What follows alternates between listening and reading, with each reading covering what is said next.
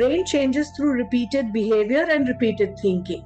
Think of your brain as a forest. When you practice something or repeat a thought, then it's like you're creating a pathway. What happens when you regularly go from point A and to a point B? If the path is well defined, you can reach faster now. The good thing is that you can create these kind of pathways at any point of time, whatever you want to change. The challenge is if you don't use the pathway, what happens? It gets overgrown, you have weeds, and slowly, if you don't use it at all, it disappears. So how do we keep them alive? By learning new things. The more we learn, the more exposure our brain has to new activities, new knowledge, the more effort it needs to understand and create those pathways. So what is it that your brain could benefit from? The brain can benefit from visualization and mental rehearsal. Meditation definitely helps to calm down the brain, improves our quality of connections. All creation begins in the mind. To everything, it starts in the mind. The creation begins in the mind with our thoughts, and that lights up the neural pathways. The more you practice seeing yourself successfully do something, even let's say you have a problem speaking up for yourself, if you visualize that you are able to confidently speak up, it would make a change to your brain's wiring. However, visualization has limited effect if there is no action to support it. So we want to make sure that there is an action that supports it.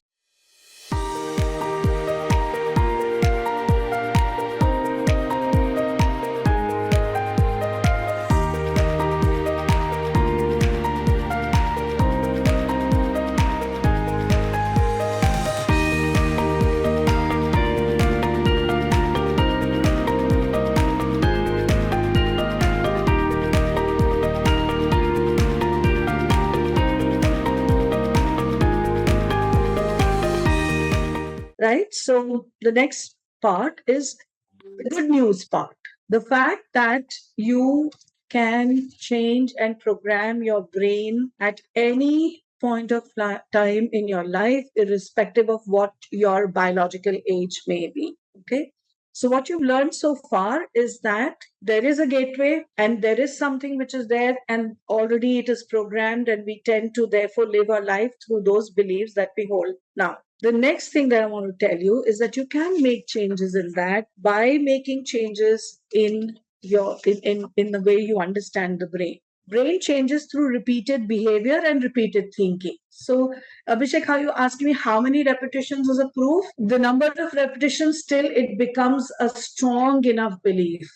Till you start noticing, let's say I want to say that I believe that people are friendly and nice.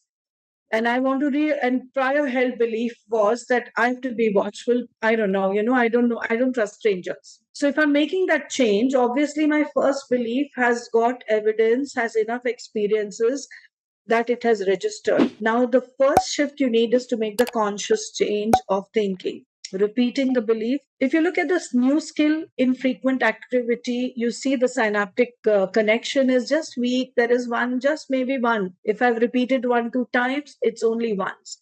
But if you look at a practiced or a skilled image on the right side, you see the neurons connecting in a much more strengthened way. So if we repeat it enough number of times, now we have 60 to 80,000 thoughts a day, out of which about 30 to 40,000 are repeated loops and thoughts. Some of them are beyond us conscious awareness, could be subconscious. So I don't know if there's a number. People say 300, 100, 200, 500,000 every day. I'd say that if you are ready to put your belief behind it because you're the boss, and if you can say, I believe, and it might not take you as many times as possible. Mindlessly doing hundreds of repetitions may take a longer time, will lead to a change because you are putting in the effort. But mindless is not a great way to reach. Use the science to reprogram. That would be helpful. So, how does this work? Imagine that think of your brain as a forest. There are lakhs and thousands and crores of connections possible between the neurons. You're in a forest. When you practice something or repeat a thought, then it's like you're creating a pathway. What happens when you regularly go from point A and to a point B? The grass doesn't grow there. It becomes cleaner. If the path is well defined, you can reach faster now. The good thing is that you can create these kind of pathways at any point of time, whatever you want to change. The challenge is if you don't use the pathway, what happens? It gets overgrown, you have weeds, and slowly, if you don't use it at all, it disappears. So let's say people say when you learn cycling, you never forget balance. True.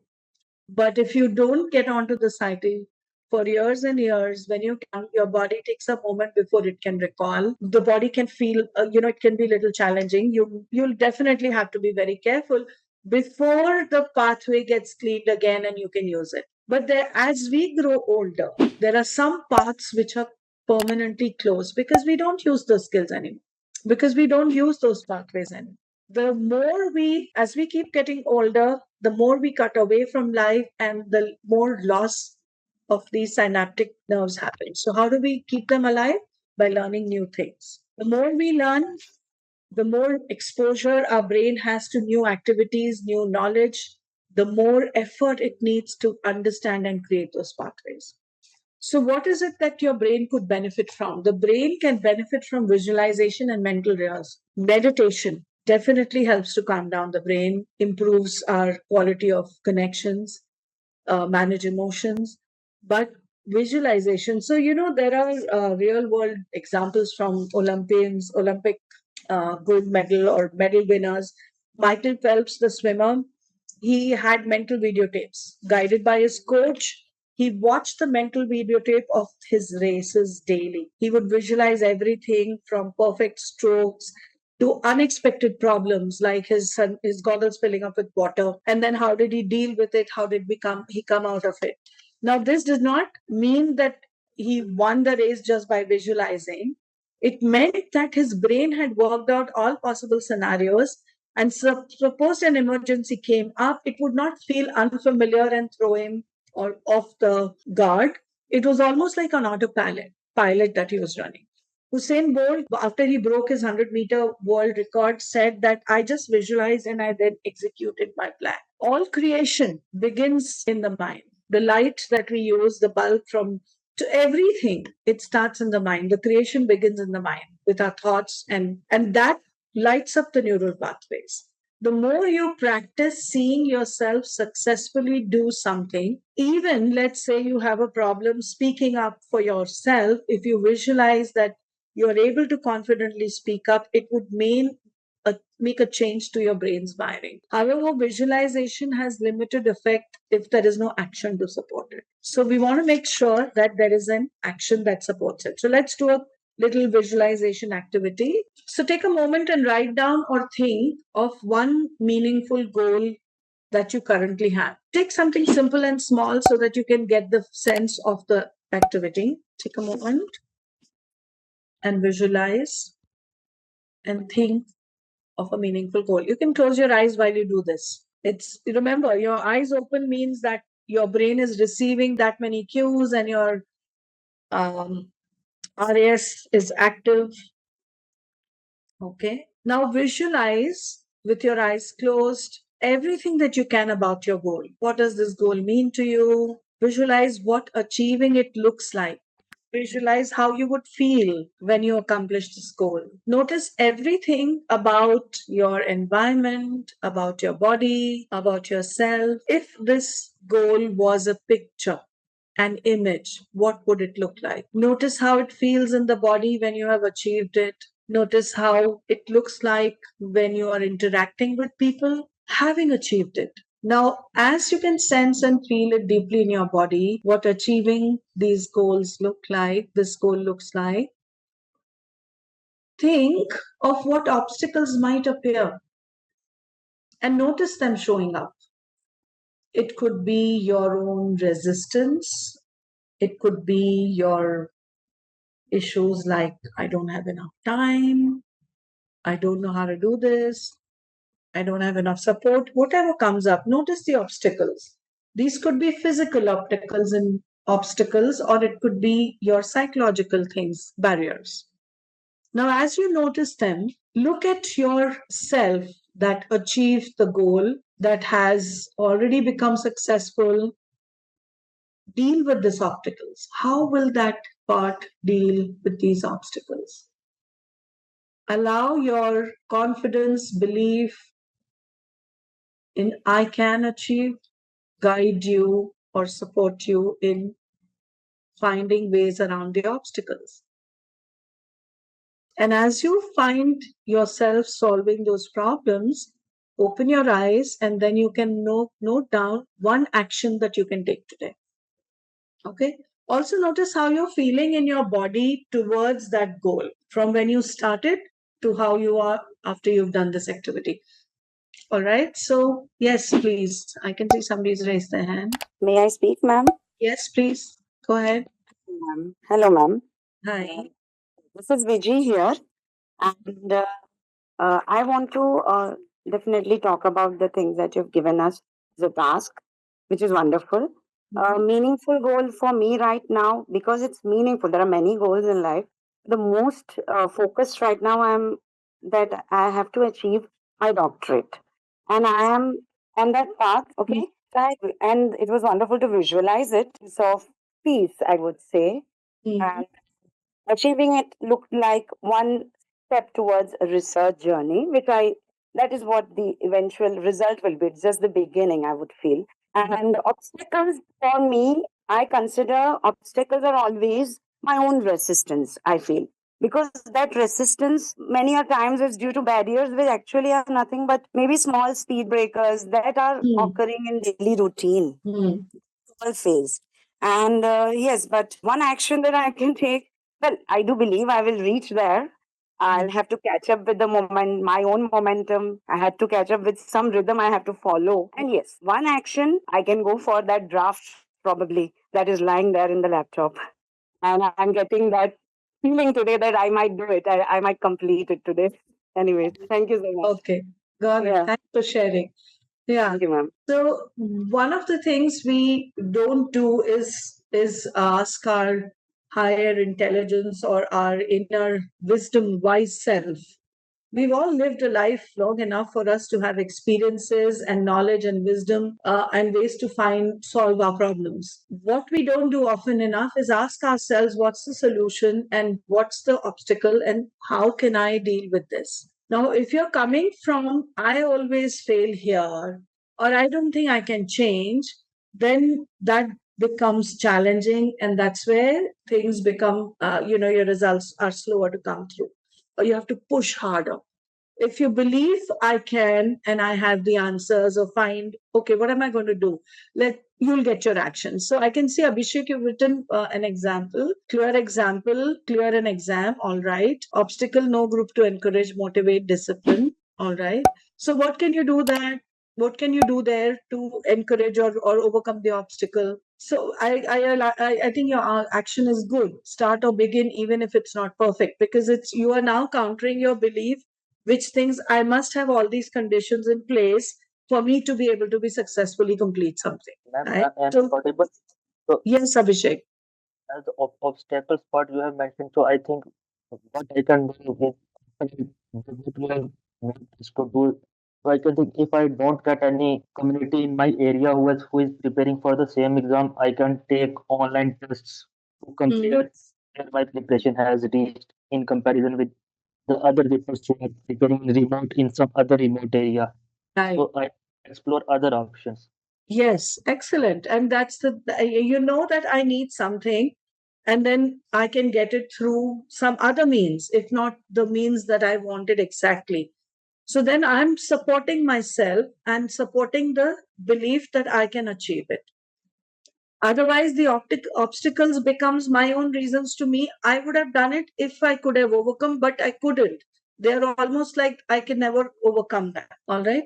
Yeah. So great. So now through this kind of mental rehearsals, through kind of mental rehearsal should be about succeeding. But visualization can be exploring the entire landscape of whatever I want to accomplish, what barriers I will encounter, what ways I can overcome, and all of that together. And that's how you rewire your brain to solving problems in a different way, to reaching your goals in a different way. All right. Okay. So let's look at the next slide. And that's a quick framework for you. So you can just, it's called the science framework, and just the first thing to do is to set clear intentions. When I say set clear intention, it means that I want to pass the exams. Is, let's say, that's an intention. Instead of just saying that, I say I want to be clearing this exam by 2027 this year or something, right? So making it very specific. When we set clear intentions, our brain works much, our RAS and brain are aligned to working or guiding us towards that. Just like you notice the red cars more when you are looking to buy a red car, the brain start noticing what are the opportunities available, RAS, how you can succeed. You might find things online, you might find people meeting you, and you ask questions, or you look at them and say, okay, tell me where I can get more of this, and that might work for you. So I want to improve in public speaking. I want to improve my confidence, specifically my diction or my speech or my presentation by this period of time. That's what you do. First, set clear intention. Second, create cognitive alignment. So that can only happen when you start looking at where is the dissonance. I want to, if I said that I want to speak better, what could be an example of for your own selves, look at what could be an example where there is a dissonance. Just in the previous slide, so many of you pointed out, oh, but I think, I don't feel I don't have a group, or Vijay said that I have resistance. First, list down all the things that are not in alignment and then flip them and create an alignment. Bring clarity there. Because just like you have examples in your life of where you resist, where you have had success, maybe with groups to encourage, there are times in your life when you have alone achieved Abhishek without anybody telling you anything, where Vijay has overcome her resistance and gone ahead and done things. So when you find out those examples, you're creating cognitive alignment. So, what is my intention? My thoughts need to match those intentions. And that's the repetition. That's the new neural mapping. That's the visualization that will help your brain to support you. The third is to develop supportive habits. So, what are supportive habits? Start small. So, let's say I want to lose weight and I know that I'm not consistent about it. Then I can set up a small habit like, okay, I'm going to do Vajrasana after every meal for 5 minutes, or I'm going to walk.